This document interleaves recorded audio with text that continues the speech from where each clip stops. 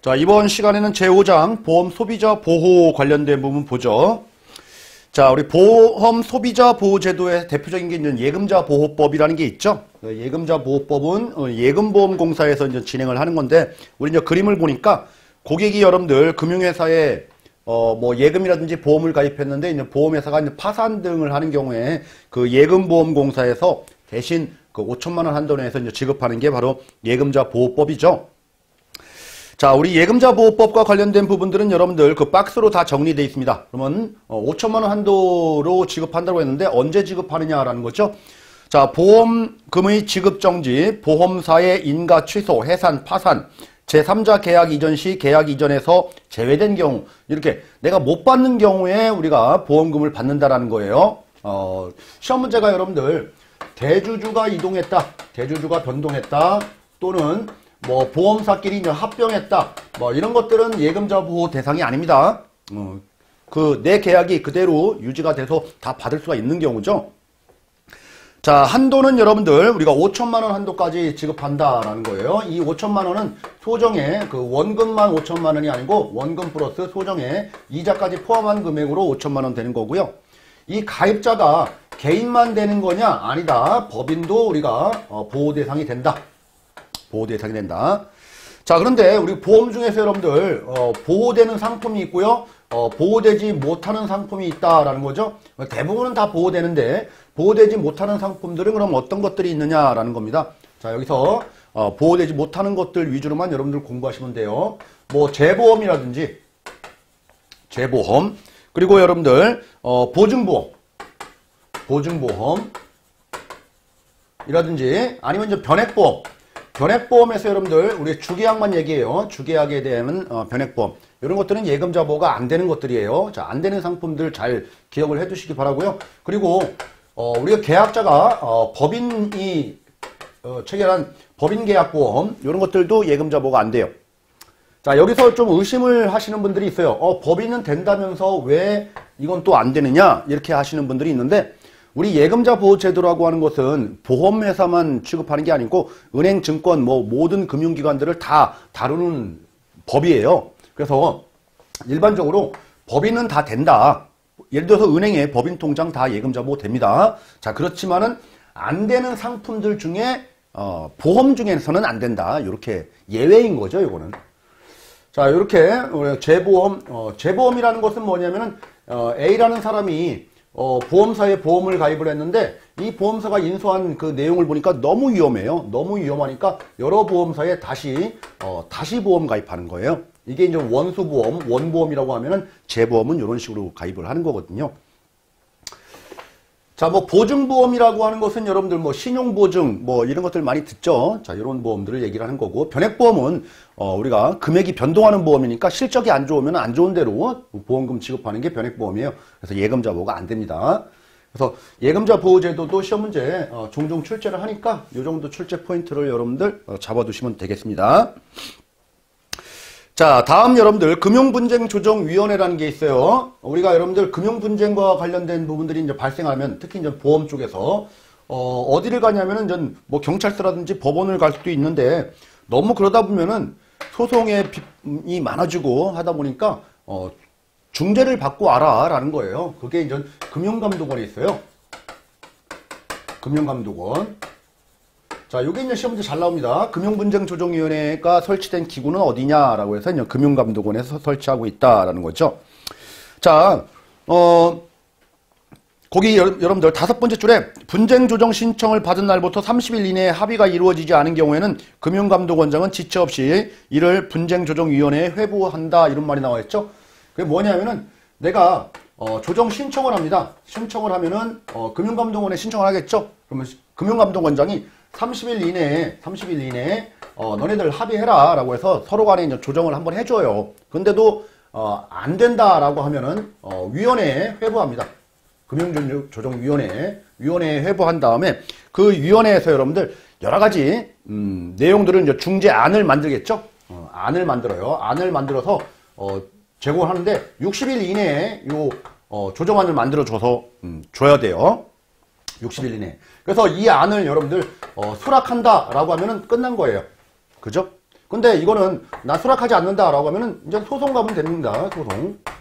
소송 가면 된다. 만약에 수락하면은 여러분들 이건 재판상 화해와 동일해요. 그래서 재판적인 효력을 인정해준다라는 거예요. 재판적인 효력을. 자, 여기서 여러분들 30일, 60일 이런 것들도 이제 시험 문제에 나온 적도 있으니까 좀 기억을 해두시기 바라고요.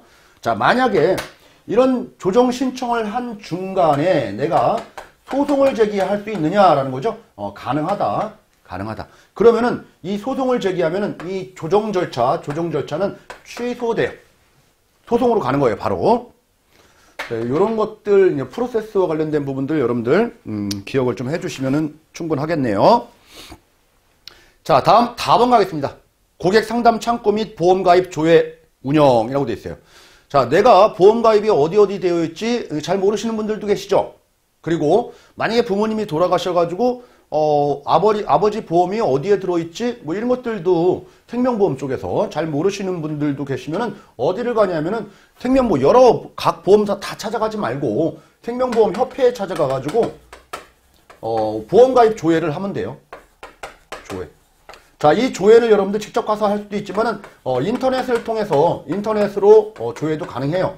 그러면 인터넷 조회할 때 필요한 것은 본인이 맞는지 안 맞는지 그거를 좀 봐야 되겠죠. 그래서 본인 확인차 뭐가 필요한 거냐면은 뭐 휴대폰 인증도 가능하죠.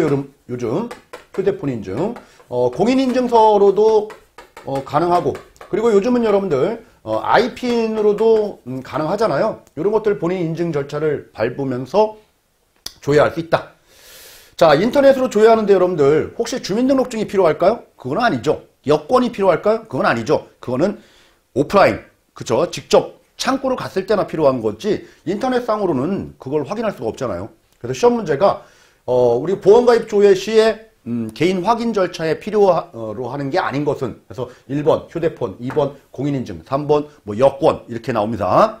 자, 너무나 쉬운 문제인데 틀리시는 분들도 많이 계시더라고요. 그래서 이런 것들도 한번 기억을 해보자고요. 자, 2번 보험금 대리 청구인 지정 제도라고 되어 있는데, 자, 이 부분은 여러분들 2019년도 우리 신규 개정 규제가 나오면서 또 처음으로 들어간 내용이에요.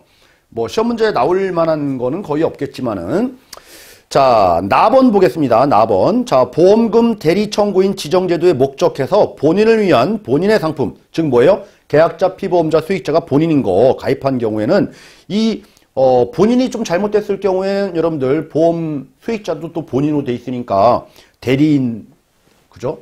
보험금 대리 청구인을 지정시킬 수도 있다라는 거예요. 다른 보험으로 쓰는 게 아니고 본인의 보험에 한해서 우리 보험금 대리 청구인 제도가 인정된다라는 거죠. 자, 됐습니다. 자, 3번 가겠습니다. 생명보험 광고심의 제도. 우리 앞에서도 잠깐 나왔지만 여러분들 보험 광고를 하려면은 사전 심의를 거쳐야 되는 거죠. 그렇죠? 그래서 대원칙이 이제 사전 심의예요. 사전 심의. 자, 광고 심의 제도의 목적과 근거라고 되어 있는데, 첫 번째 줄 보니까 허위 또는 과장 광고를 차단하기 위한 것이다. 그리고 보험 소비자를 보호하고 보험 산업 이미지를 제고하기 위해서 건전하게 우리는 보험 광고를 해야 되겠다. 그런 말이죠. 자, 4번 광고 심의 대상 관련돼 가지고 여러분들, 자, 보험회사가 보험 상품에 대한 정보 제공 및 홍보를 위해서 제작한 간행물, 방송 매체, 온라인 매체, 각종 인쇄물 등을 포함한다. 당연한 얘기를 지금 하고 있는 겁니다. 자, 그런데 본점 이외의 지점이라든지 영업소, 대리점, 설계사 등이 제작한 인쇄물은 심의 대상에서 제외한다. 즉 본사에서 쓰는 것들. 자, 다음 줄에 뭐라고 되어 있냐면 여러분들, 단순하게 생명보험 명이라든지 아니면 상품명, 브랜드명은 단순하게 뭐 이름만 딱 나오는 거 있죠? 이건 심의 대상이 아닙니다. 이런 것들은. 자, 심의 절차. 사전 심의가 원칙이다. 사전 심의. 자, 그런데 우리 이제 사전 심의를 못하는 경우도 있어요. 뭐냐면은 홈쇼핑. 홈쇼핑은 여러분들 사전에 심의하는 게 원칙이에요. 이것도 사전 심의합니다. 그렇지만은 우리 대본이라든지 이런 것들, 그렇지만은 애드립을 하죠. 우리 대본대로 안 하는 경우도 많잖아요. 생방송 같은 경우에는. 그럴 경우에는 사후에 모니터링을 해줘야 돼요. 그러니까 이제 홈쇼핑과 관련된 부분들은 사전심의, 사후심의 병행한다 이렇게 얘기하면 될 거예요. 자, 그 두 번째 줄에 그런 말이 나오죠. 준법 감시인 등의 확인을 거쳐 협회 심의를 신청하면 협회 내에서 설치한 광고심의위원회가 사전심의를 한다. 이 사전심의를 할 수 있는 곳은 어디에 있냐? 생명보험 협회 내에 우리 위원회가 있다라는 거죠. 광고위원회, 사전심의위원회. 위원회에서 이제 사전심의를 한다라는 거예요. 원래 보험회사 내부에 심의위원회가 있으면 안 되겠죠. 공정성이 확보가 되지가 않잖아요. 그죠? 예, 협회에 있는 겁니다. 그리고 홈쇼핑과 관련된 부분들은 여러분들 그 다음 단락에 이런 말이 나와 있죠. 모니터링 제도, 상시 모니터링 제도를 운영한다. 즉 사후심의도 병행한다. 이런 말이 나와 있고요. 자, 라번 가겠습니다. 광고심의위원회. 이 위원회는 그러면은 어떻게 구성되느냐라는 거죠. 보험에 대해서 알아야 되고, 그리고 법에 대해서도 알아야 되고, 그리고 외부에 이제 언론 쪽에서도 알아야 되고, 그죠? 뭐 시민단체도 알아야 되고, 뭐 이런 대표자들로 구성되어 있는 게 바로 광고심의위원회다라는 거예요. 자, 시험 문제가 광고심의위원회는 보험상품 전문가로만 구성한다. 그러면 틀린 말입니다. 그래서 외부 조직들하고 다 연합해가지고 위원회가 만들어진다라는 거예요. 자, 그런데 이제 광고심의위원회와 관련된 부분들, 뭔가 좀 잘못된 광고가 나왔다라고 하면 제재를 하겠죠. 제재. 거기 보니까 여러분들, 그 다섯 번째 줄에 광고심의 대상에 해당하지만은 심의를 받지 않고 광고하는 경우, 심의를 받은 원안과 다른 내용으로 임의를 변경해서 광고하는 경우는 1억 원 이하의 제재금. 그리고 필수 안내 사항들을, 준법 사항들을 위반하게 되면은 5천만 원 이하의 제재금. 그리고 광고 심의필 유효기간이 뭐 1년이면 1년인데 그 1년이 기간이 지난 다음에 또 광고를 하게 되면은 3천만 원 이하의 제재금. 자, 그래서 요 이제 제재를 하는데 여러분들 1년 이하의 제재, 그리고 1억 원 이하의 제재, 5천만 원 이하의 제재, 그리고 3천만 원 이하의 제재, 뭐 이런 것들이 지금 나와 있죠. 암기할 사항이 상당히 많이 있어요. 우리 교재를 공부하다 보면은. 그런데 이런 것까지 다 암기하기에는 너무 좀 많은 것 같아요. 어쨌든 간에 잘못된 거 하면 1억, 우리 안내자료 위반하게 되면 5천만 원, 그 기간이 지나는데 광고를 하면은 3천만 원. 이게 혹시 2천만 원 이렇게도 출제한 적이 있어요. 2천만 원 이하다. 그러면 틀린 말입니다. 3천만 원이에요. 자, 마번 가겠습니다. 보험업법상 보험상품 광고 관련된 규정, 뭐 이런 것들은 다 넘어가도록 하죠. 자, 4번 갈게요. 자, 보험정보 공시와 관련된 부분 보죠.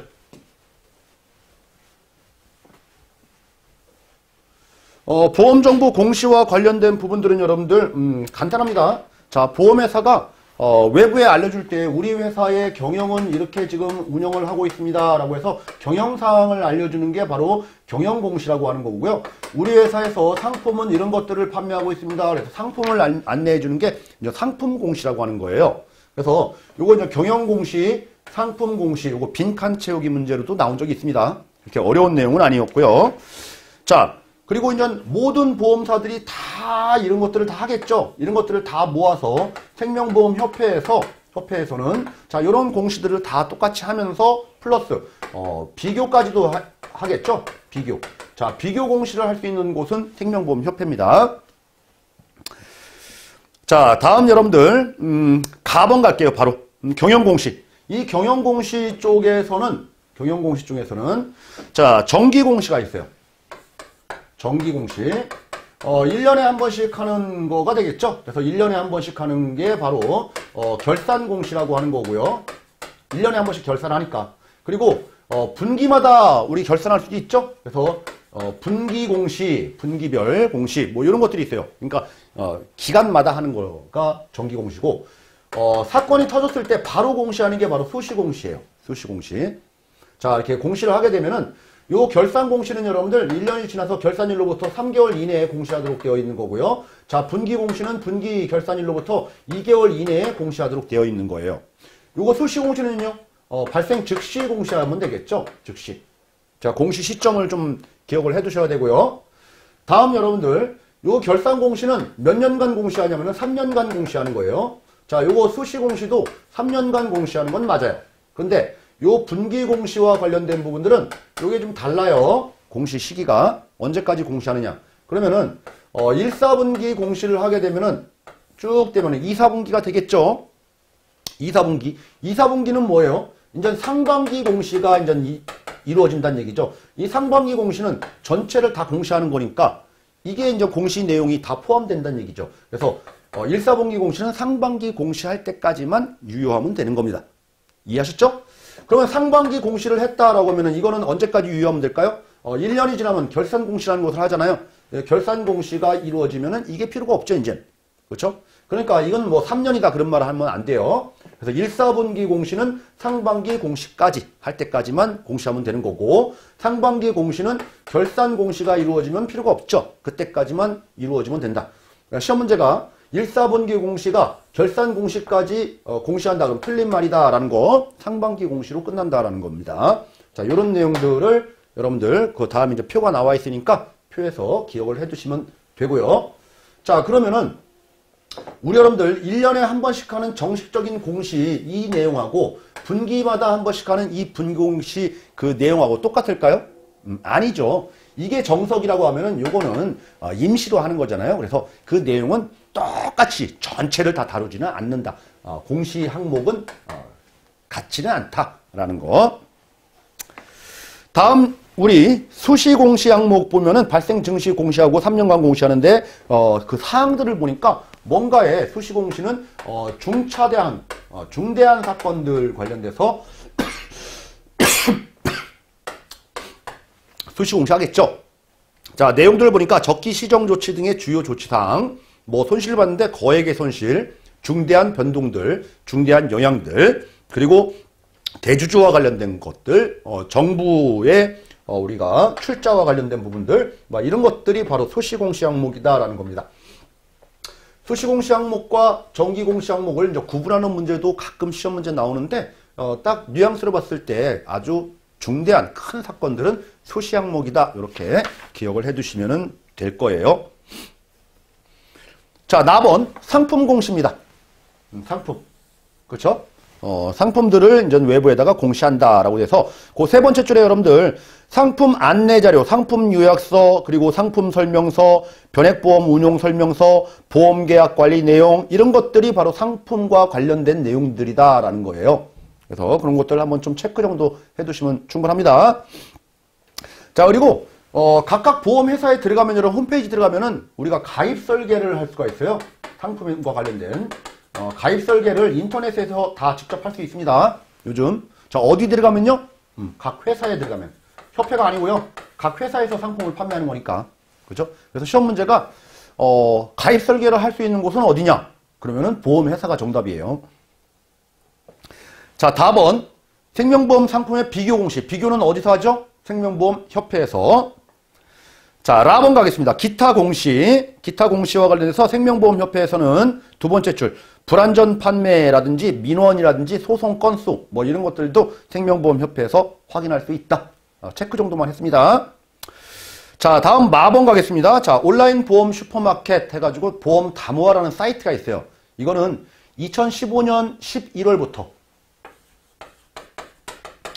11월부터 시행된 그 사이트인데 우리가 생보협회 그리고 손보 협회에서 공동으로 운영하는 사이트예요. 그래서 각종 뭐 보험들, 실손보험, 자동차보험, 그리고 뭐 암보험, 뭐 종신보험 뭐 이런 것들의 상품에 대해서 서로 모든 회사의 상품들을 보험을 다 모아가지고 비교할 수 있는 사이트를 운영하고 있다라는 게 바로 이제 보험 다모아다라는 겁니다.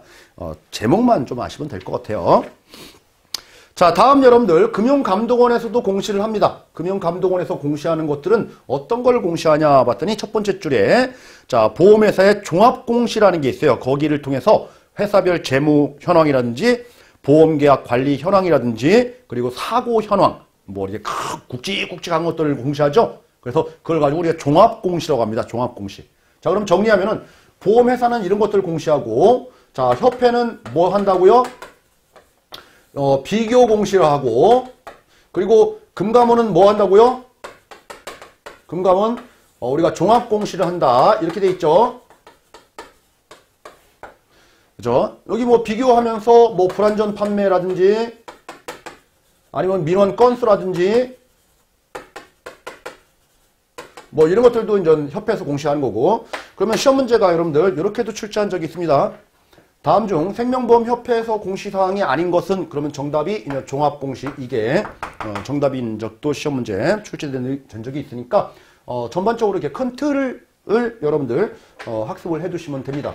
시험 문제 머리머리에도 제일 잘 나오는 게 우리 경영공시와 상품공시 빈칸 채우기 문제 그리고 요거 3개월, 2개월 즉시 그리고 3년 그리고 분기 공시는 언제까지 할 거냐 1, 4분기는 상반기까지 상반기 공시는 결산까지 뭐 이런 것들 그리고 요거 정기 공시 항목하고 수시 공시 항목하고 이제 비교하는 거 뭐 이런 것들이 이제 시험 문제에 가장 많이 출제를 하고 있는 거고 나머지는 큰 틀 위주로만 여러분들 정리를 해 두셔도 됩니다. 자, 다음 우리 5번에 생명보험 민원 현황과 유형 보도록 하겠는데요. 자, 민원이라는 게 우리가 뭔가를 따지는 거죠. 따지는 거예요. 그래서 민원과 관련된 부분들이 우리가 보험 쪽에서 무형의 상품이다 보니까 불안전 판매도 많고 많이 발생한다라는 겁니다. 자, 남은 보험 민원의 특징 여러분들 뭐 각자 체크되어 있는 거 한번 읽어보시면 충분합니다. 자, 답은 보험 민원의 주요 유형 넘어가도록 합니다. 자, 라번 가겠습니다. 보험 민원 현황에서 우리 세 번째 줄에 금융 민원 중에서 보험이 차지하는 비중이 가장 높대요. 민원이 은행 쪽보다 증권 쪽보다 보험사가 민원이 훨씬 높다라고 지금 하고 있습니다. 그러니까 불안전 판매 안 되도록 여러분들이 그 현장에서 진짜 신경을 많이 쓰셔야 돼요. 자, 마번 보험 민원의 처리라고 되어 있는데 이런 부분들도 다 넘어가도록 하고요. 자, 바번 가겠습니다. 보험 민원 관련된 평가 제도라고 해서 우리 5번째 줄에 2016년도 찾으셨나요, 여러분들?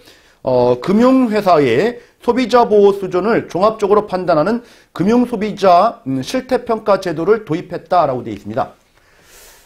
과거에는 여러분들 각 보험사별로 A보험사는 1등급, B보험사는 뭐 3등급, 뭐 C보험사는 5등급 해서 1등급부터 5등급까지 등급을 매겼어요. 각 보험사 매년 한 번씩. 근데 그렇게 하다 보니까 왠지 족쇄를 차는 느낌이 나는 거죠. 그러지 말고 그냥 실태평가 제도로 이렇게 도입을 하자라는 거예요. 그 실태평가는 어떻게 하는 거냐면 여러분들 맨 마지막에 우리가 계량 항목 5개 뭐 민원 건수 뭐 이런 것들 비계량 항목 소비자 보호 조직을 갖췄느냐 안 갖췄느냐 뭐 이런 것들 10개 항목을 가지고선 평가를 하는 거예요. 5개. 그래서 서로 네가 1등, 네가 꼴찌 이게 하는 게 아니고 상대평가가 아니고 그 절대평가 방식입니다. 절대평가. 이해하셨죠? 자, 다음으로 절대평가 하면서 여러분들 어떤 식으로 하는 거냐면은 뭐 1번 항목, 2번 항목 해서 10번 항목이 있죠? 10번 항목. 그래서 1번 항목은 너네에서 보니까 아주 양호해. 보통이야. 미흡해. 그래서 양호, 보통, 미흡 이 중에서 1번 항목 관련돼서는 괜찮아. 2번 항목 중에서도 괜찮아. 뭐 3번, 뭐 10번 괜찮아. 이렇게 그냥 단순하게 평가만 하는 겁니다. 그러면서 각 보험사별로 네가 1등이야, 네가 2등이야. 그거는 얘기 안 한다는 얘기예요. 이렇게만 평가한다는 얘기예요. 그게 바로 이제 절대평가 방식이다라고 하는 거고요. 그 다음에 종합등급은 산정하지 않는다. 종합등급은 산정하지 않는다.